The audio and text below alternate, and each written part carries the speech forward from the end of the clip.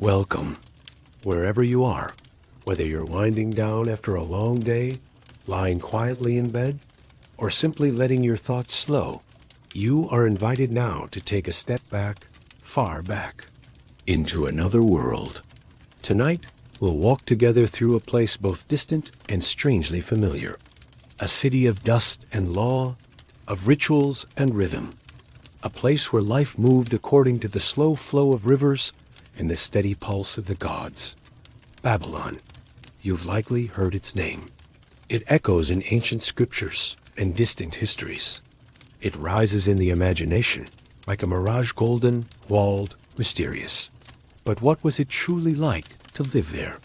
Not as a legend, but as a person. Not as a king, but as someone ordinary. In this gentle journey, we won't just recite names and dates. We'll slip into sandals worn thin by clay roads. We'll pause beneath the shade of mud brick homes. We'll listen to the city not in battle, but in its quietest hours. This is not the Babylon of conquest and glory.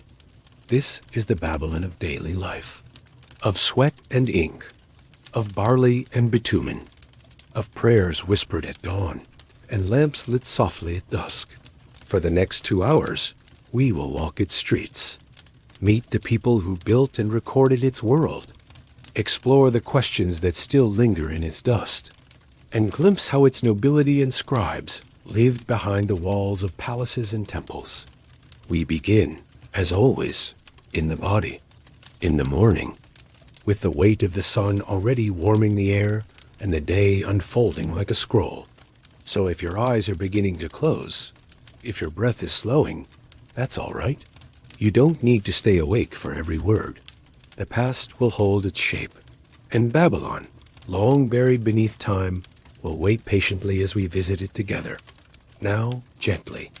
Imagine yourself there. The scent of baked earth, the murmur of distant chanting, the feel of sand beneath your feet.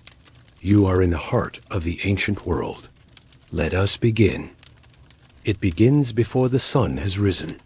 You wake not to an alarm, nor to the gentle chime of a modern morning, but to a world that stirs with natural rhythms, the shifting hush of wind against mud brick walls, the coo of doves perched on the rooftop, the faint crackle of a fire being stoked next door.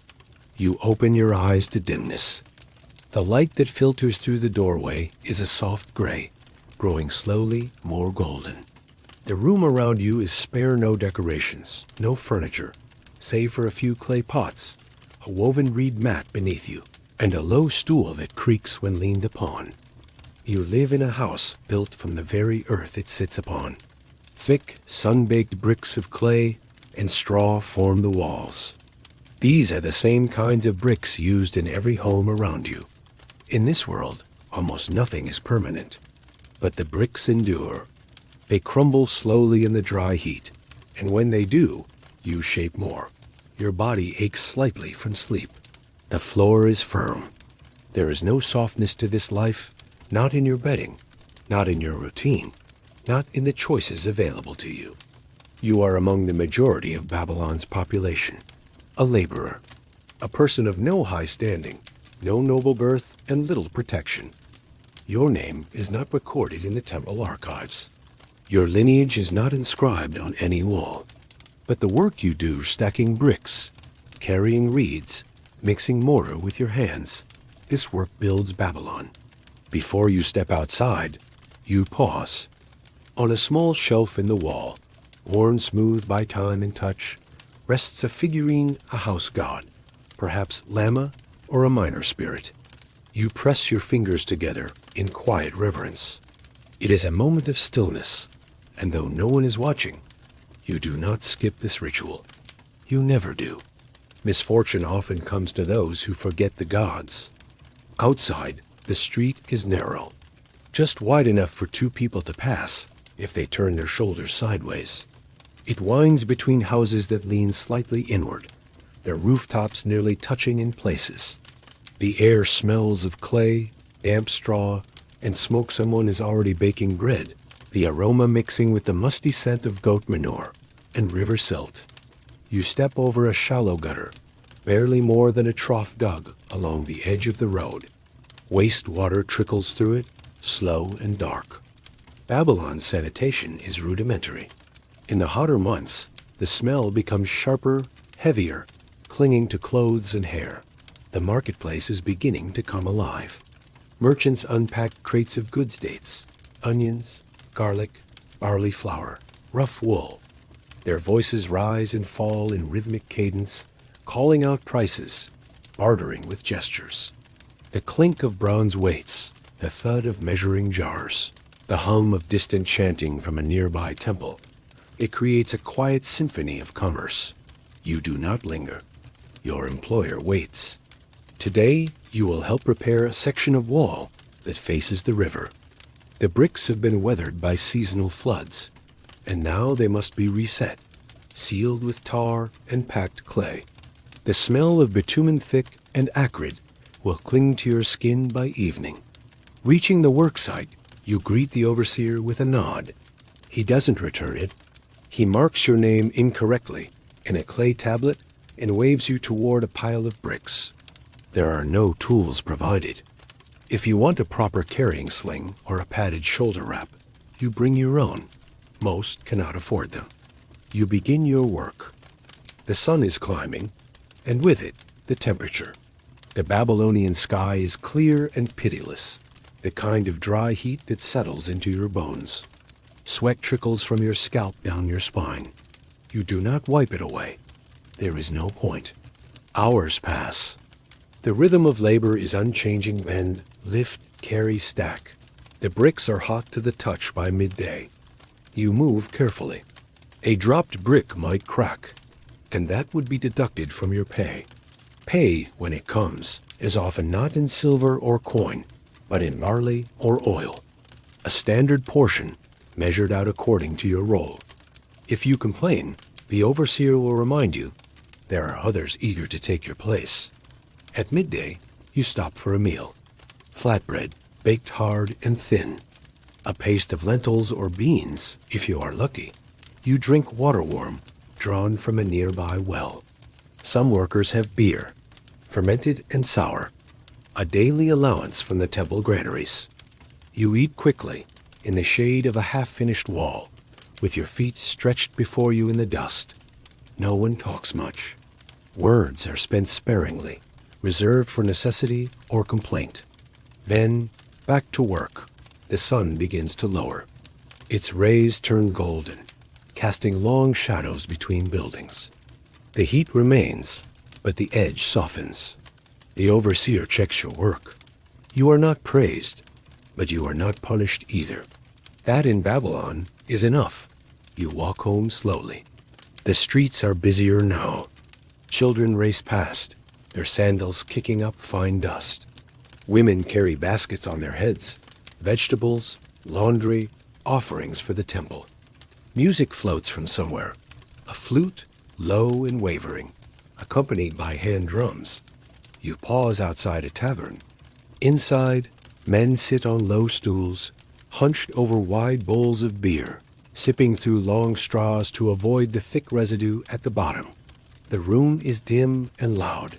You hear laughter, curses, the slapping of dice on clay. You consider joining them, but instead you walk on. Your home is warm when you return. The air inside smells of crushed herbs and dried reeds.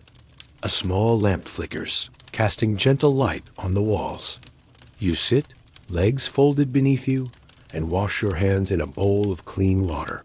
There is no ceremony, no fanfare, just the slow closing of the day.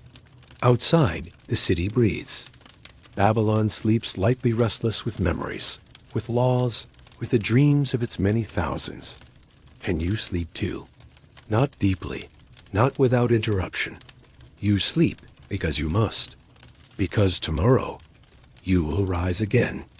You will pass the same gutters, haul the same bricks, whisper to the same gods, and hope that nothing changes. Imagine now a change in perspective. The sun has dipped low over the city. The laborers have gone home.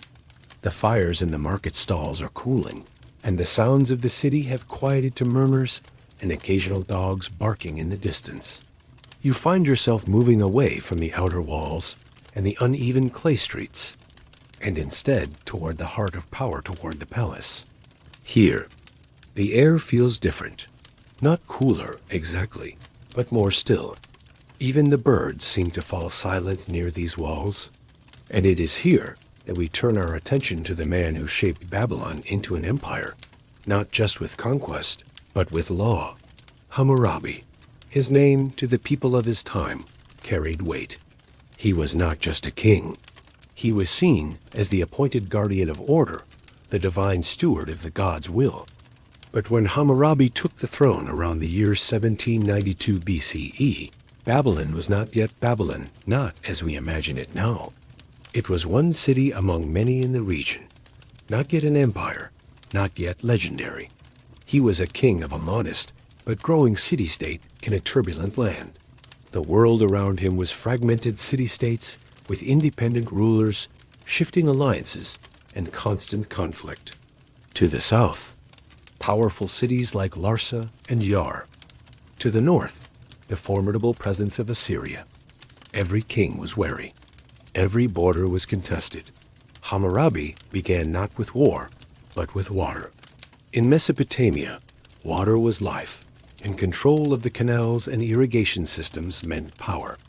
One of his earliest efforts as king was to improve and expand Babylon's water infrastructure, rebuilding the canals, managing floodplains, ensuring fair distribution of irrigation to farms. It sounds mundane, but it was the foundation of everything. Through water, Hammurabi brought stability, and through stability, he brought loyalty. His expansion came slowly. He didn't march on his neighbors in a fury of blood and fire. Instead, he watched, waited, made treaties, broke them when the moment was right. In time, he conquered the major cities one by one: Larsa, Ejnana, and eventually Mari, a powerful trade city far to the northwest. When it was all said and done, Hammurabi had forged one of the first true empires in recorded history. But conquest, though lasting, is often forgotten. What endured far longer was his law. We call it the Code of Hammurabi, though to those in his kingdom, it was simply the law, and it was revolutionary in its clarity and scope. Engraved into a tall, dark stele of basalt, standing over 7 feet high, the code was displayed prominently. Not hidden in archives, not whispered among priests, but made visible, available to anyone who could read. Of course, most couldn't, but that wasn't the point. Its presence, its permanence, mattered more than the details to most.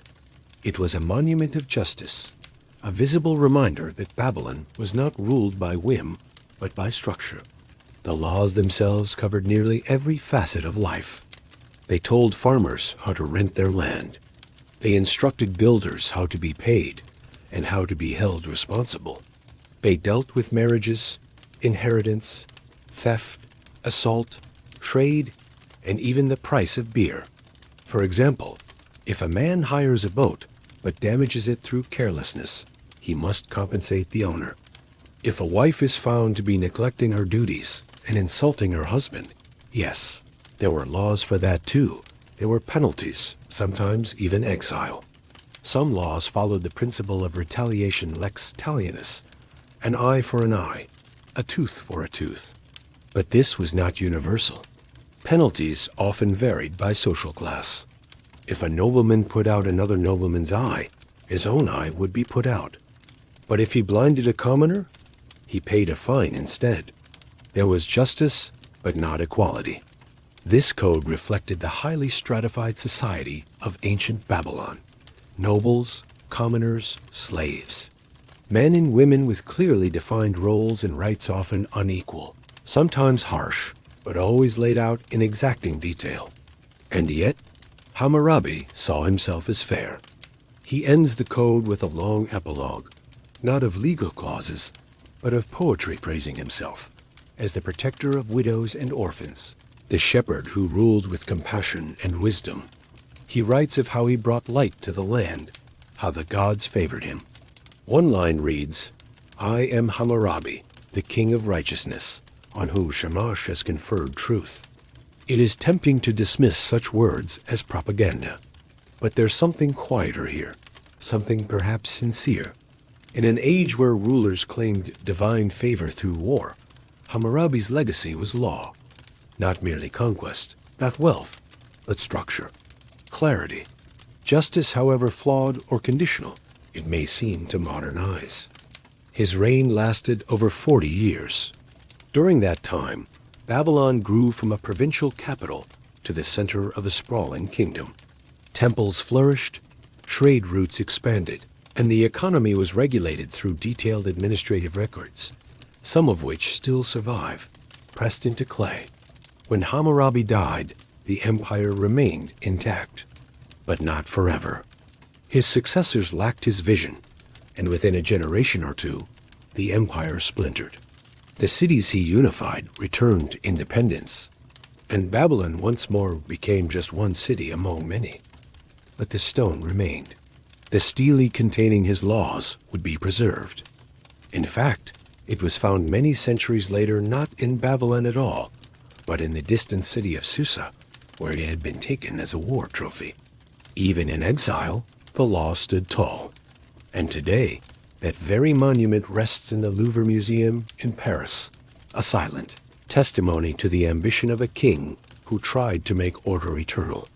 So when we think of Hammurabi, we think not of conquest, but of codes. Not of temples, but tablets. Not of riches, but of rules. And perhaps that is the most lasting power of all. Now, let us step away from the world of stone laws and structured cities, and toward a softer, stranger mystery. A story not written in stone, but grown in myth. Next, we explore the quiet enigma of the Hanging Gardens of Babylon. Now we drift, from stone to silence, from the certainty of law to the ambiguity of legend. Let the heat of the marketplace fade. Let the crowded alleys and clamor of workers fall behind. We move now toward something less concrete, less dusty and worn. A place imagined in mist and memory. The Hanging Gardens of Babylon. Even if you've never studied Babylon, you may have heard of them: lush greenery, suspended terraces, cascading water amid the desert sands. One of the 7 wonders of the ancient world. A garden said to hang in the air. But what were they truly? And did they ever exist? The earliest references are vague. Greek historians such as Strabo and Diodorus Siculus described grand, multi-tiered terraces resembling a green mountain built by human hands. One story tells of a king, possibly Nebuchadnezzar II, who built the gardens for his Median queen so she could feel at home again amid greenery, far from the flat, dry plains of Mesopotamia. The gardens were said to contain fruit trees, palms, exotic flowers, and clever irrigation systems that lifted water high above the city using bronze screw pumps or animal-powered chains. The descriptions are enchanting, but there's a quiet mystery at their core. The Babylonians themselves never mentioned the gardens. Not in inscriptions, not in temple records, not even in the numerous building accounts left behind by Nebuchadnezzar, who documented almost every other major construction project he undertook. Archaeologists have searched the ruins of Babylon, located near modern Hilla in Iraq, and found many remarkable structures, but no clear trace of a massive terraced garden matching the descriptions. This silence has led to questions. Some scholars suggest that the Greeks may have confused Babylon with Nineveh, the capital of the Assyrian Empire. In Nineveh, King Sennacherib wrote extensively about grand palace gardens, foreign plants, and complex aqueducts bringing water from miles away. These descriptions align more closely with the Greek accounts than anything found in Babylon. Other scholars propose that the Hanging Gardens were more myth than reality, an idealized vision of paradise in the heart of a harsh land. Perhaps they were a symbol more than a place, a reflection of human longing, of beauty carved out of barrenness. Still, the image remains powerful. Whether they stood in brick and blossom or only in stories passed from one traveler to another, the idea of the hanging gardens endures. Imagine shaded terraces dripping with vines, water trickling through stone channels, blossoms blooming above the rooftops, their scent carried on a rare, cool breeze. In a city of heat, dust, and labor, such a space would have felt like another world. An oasis? A triumph over nature itself.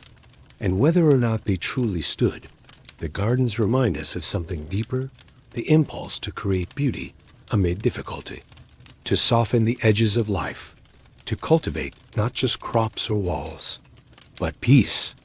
As we step away from these hanging leaves, real or imagined, we return to the streets of Babylon once more. But this time, not to labor or legend, but to quiet rooms and ink-stained fingers. Let us now follow the daily rhythm of those who recorded the city's pulse, the scribes and noble families who lived behind its calmest doors.